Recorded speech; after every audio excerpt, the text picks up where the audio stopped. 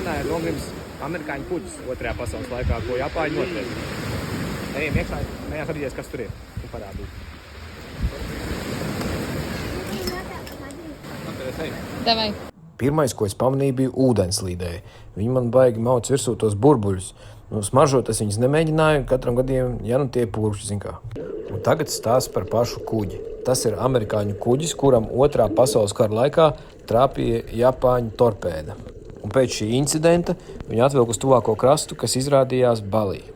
Tā arī viņš tur krastā stāvēja, līdz vienā jaukā dienā vulkāns izdomāja izvirst, un aptuveni pirms 60 gadiem šo kuģi ar visu lavu iestūma apakaļ okeānā.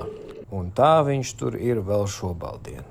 Tagad viņš izskatās viss apaudzis pilnīgi ar koraļiem, un arī, kas izskatās zivīm, tas ļoti patīk. Paldies par uzmanību! Atā!